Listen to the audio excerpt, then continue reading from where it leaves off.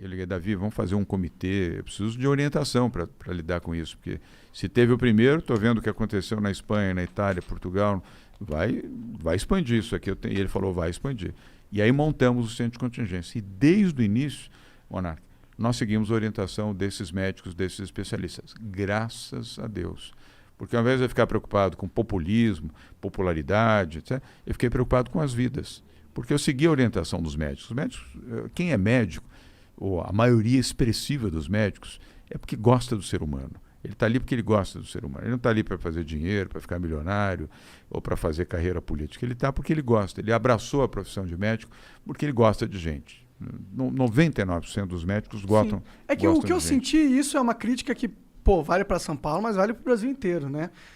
O mundo todo e tal. É verdade. Eu sentia que, às vezes, os governos eles sentiam a necessidade de demonstrar que estavam cuidando do assunto, fazendo algo, tá ligado?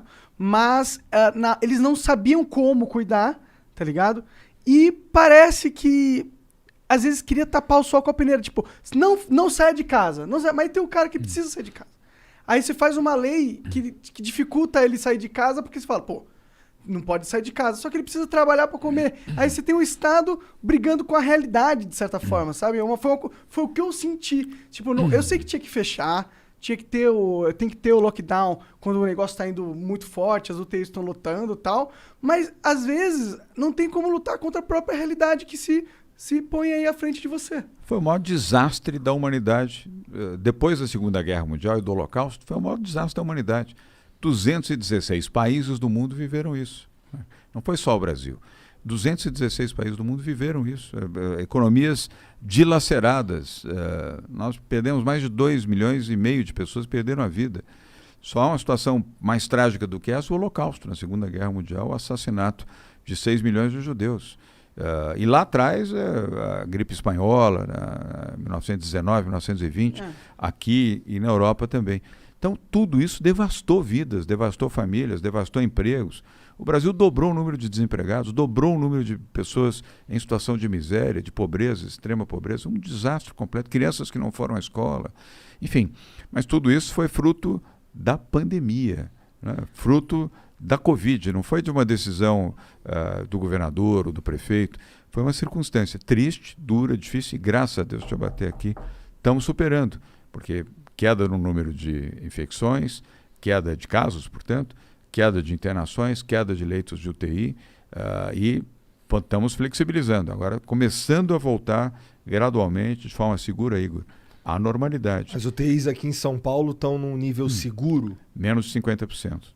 Tá. Tanto na capital, litoral e interior. Agora, imagina a situação se nós não tivéssemos feito, Monarca, as quarentenas com as UTIs 98%, 99%, 100%, vários hospitais já estavam lotados. Uma pessoa que vai para um hospital precisando de UTI, ele precisa de UTI. Sem UTI, ele morre. Não, com certeza. Eu acho que quando a gente assim como o oxigênio. Você viu o que aconteceu lá em Manaus. Não tinha oxigênio.